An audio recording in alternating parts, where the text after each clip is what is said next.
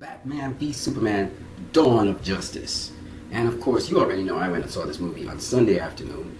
But after that, I put out a video, Batman v Superman: Dawn of Justice keeps on trucking on, no spoilers.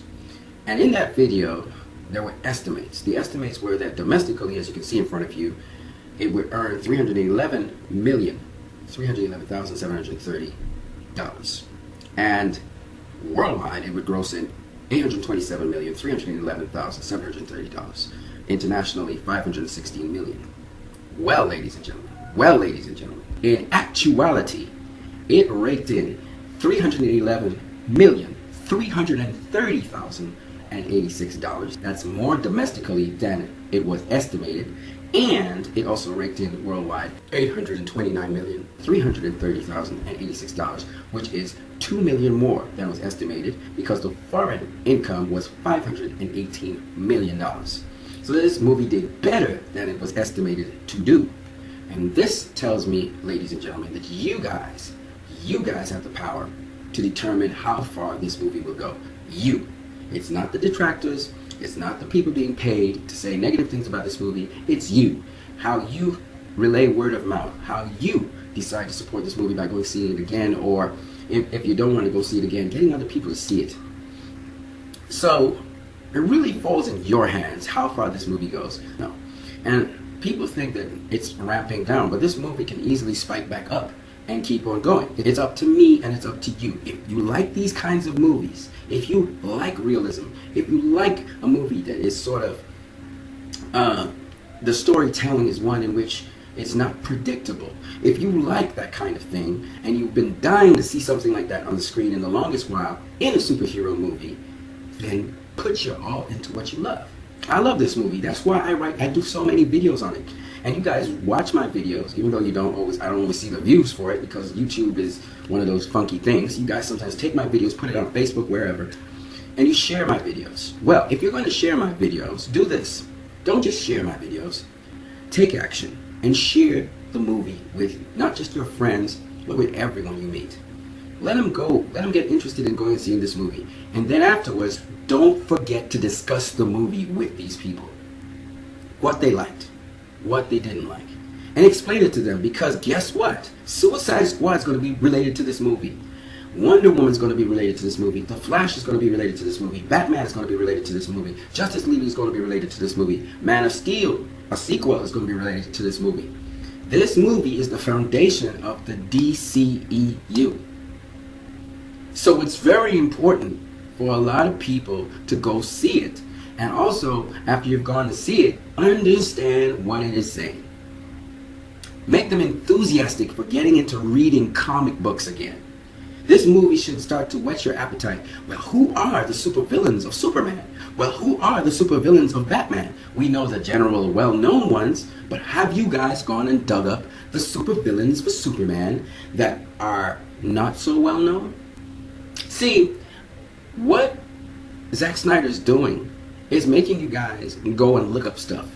See, when we were looking at Steppenwolf speaking to Lex Luthor, at least, well, it wasn't him speaking, it was the machine creating an image of him, but nonetheless, with the mother boxes. You see, I'm sure many of you guys didn't know who Steppenwolf was. Now you guys gotta go look up the comics for the New Gods to find out who's Steppenwolf. See, this is the fun part of watching movies.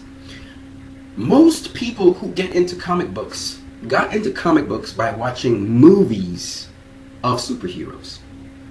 This is why it's important for you guys to make sure people get in the cinema and watch Batman v Superman. When they come out with their questions, give them some answers, and then direct them to the comic books and the issues.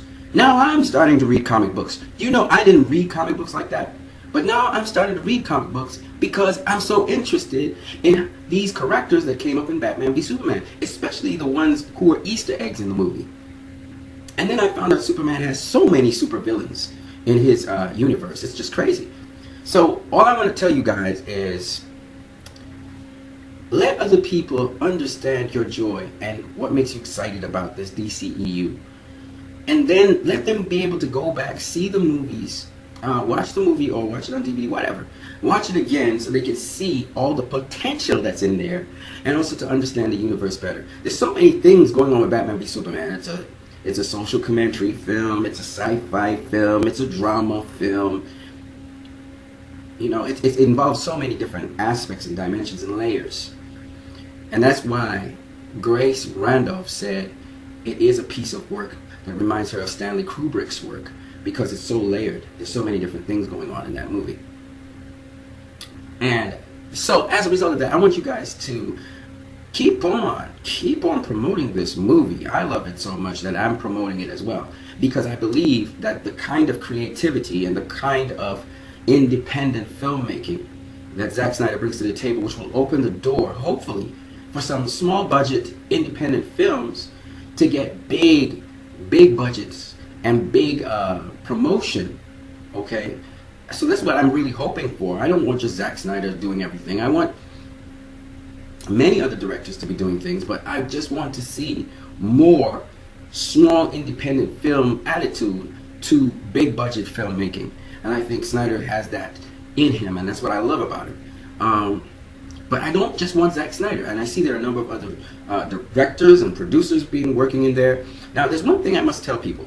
Christopher Nolan, I do not condemn Christopher Nolan. I think he's a brilliant guy, and I think he's an executive producer of Zack Snyder's work. And Christopher Nolan, you can see his fingerprints all over this movie, Batman v Superman, because he keeps films grounded. He prefers to have people do their research and have films stay in reality, grounded. But Sucker Punch was not necessarily a reality-based grounded film. It was more of a fantasy film. And Zack Snyder can just fly off into fantasy with you. You know what I mean? Watchmen wasn't a very grounded film. It felt very sci-fi. But this film felt grounded, and it's because of Christopher Nolan. Christopher Nolan also had his fingerprints on Man of Steel. And you can tell when Christopher Nolan is doing something because there's a degree of realism you feel in the film. So I just wanted to say that this is the little update on Batman v Superman: Dawn of Justice.